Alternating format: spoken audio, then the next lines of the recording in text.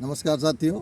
आज हम लोग इस विषय पे चर्चा करेंगे कि हम सब लोग जीवन में सुखी रहना चाहते हैं, आनंद की अनुभूति करना चाहते हैं, लेकिन अक्सर ऐसा होता ये है कि समाज में किसी न किसी की बात से हमको दुख हो जाता है, हमको आहत हम हो जाते हैं।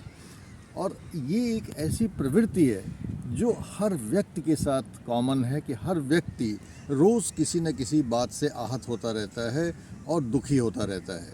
जबकि आप जानते हैं कि भारतीय संस्कृति में जब बड़े अपने छोटों को आशीर्वाद देते हैं तो उनकी सबसे प्रमुख आशीर्वाद ये होती है कि खुश रहिए, सुखी रहिए। तो ये जो हमारे दर्शन का आधार है कि हम सब लोग खुश रहना चाहते हैं, और इस पे पूरा मतैक्य है कि कोई ये नहीं कहेगा कि मैं दुखी रहना चाहता हूँ, सब लोग क्या चाहते हैं कि हम सुखी रहें। तो सवाल ये है कि जब हम खुश रहना चाहते हैं, हम सुखी रहना चाहते हैं और हमारे बड़े बुज़ुर्ग हमको ये आशीर्वाद देते हैं कि आप सुखी रहिए, खुश रहिए, तो फिर समाज में लोगों के द्वारा, एक एक व्यक्ति के द्वारा किसी न किसी प्रकार से आहत हो जाने के बाद हम अचानक दुखी हो जाते हैं। तो ये संतुलन कैसे बनाया जाए, आज इस पे हम लोग चर्चा करेंगे, क्योंकि ये एक व्यक्तिगत और व्यावहारिक समस्या है जिससे हर छात्र को, जिससे हर व्यक्ति को गुजरना पड़ता है। देखिए, इसका बहुत सीधा साधा जो है तरीका है, और वो जानना इसलिए ज़रूरी है कि हम सब लोग खुश रहना चाहते हैं। एक बहुत बड़ा विद्वान हुआ है रेने डेकार्टे, और डेकार्टे ने एक बात कही थी जो हम लोगों को इस विषय में एक दिशा निर्देश दे सकती है। डेकार्टे ने ये कहा था कि when someone offends me, then I try to raise my soul so high that the offense cannot reach it। अर्थात इसका अर्थ क्या हुआ? इसका अर्थ ये हुआ कि जब हमें कोई आघात पहुंचाने की कोशिश करता है, हमको आहत करने की कोशिश करता है, उस समय मैं अपनी आत्मा को इतना ऊपर उठा लेता हूँ कि वो आघात वहाँ तक पहुँच ही नहीं सके। ये देखिए, एक बहुत ही गूढ़ बात है और हम सब लोगों को इसको सोचना चाहिए, क्योंकि हम जीवन में दुख से बचना चाहते हैं। दूसरों के द्वारा आघात से जो दुख उत्पन्न होता है, दूसरों के द्वारा कभी कोई शब्द अपशब्द कह दिया गया, कभी कोई टांट कर दिया गया, कभी लोग आपके ऊपर कोई लांछन लगा दिया गया, और आप खट से दुखी हो जाते हैं, आप फ्यूज़ हो जाते हैं। इससे आपको बचना है, क्योंकि जीवन बहुत लिमिटेड है और उस जीवन में हमें ये देखना है कि हम अधिक से अधिक कितना खुश रह सकते हैं और दुख से बच सकते हैं। तो डेकार्टे ने जो बात कही, इस बात को कैसे ऑपरेशनलाइज किया जाए, अपने जीवन में कैसे व्यवहारित किया जाए, इसके लिए आज हम लोग एक सूक्ष्म बात में चर्चा करते हैं। देखिए, इसका सबसे जो महत्वपूर्ण पार्ट है वो ये है कि दुनिया में असंख्य लोग हैं, और कहा गया है कि आप सबको खुश नहीं कर सकते। आपके किसी भी व्यवहार से दूसरे लोग जो दुखी होते हैं या दूसरे लोग जो उनको कष्ट मिलता है वो कोई और बात है। अक्सर ऐसा होता है कि जो अपने बहुत निकट के लोग होते हैं, उनकी भावनाएं, उनकी जो विचार, उनकी जो गतिविधियां, उनकी जो शब्दावली, उनकी जो आपके प्रति व्यवहार होता है, उससे आपको आघात पहुंचता है। दुनिया में और लोग क्या कहते हैं उससे हमें बहुत फ़र्क नहीं पड़ता, लेकिन अपने भी लोग कभी कभी आपको दुखी कर देते हैं, कभी आपको आहत कर देते हैं।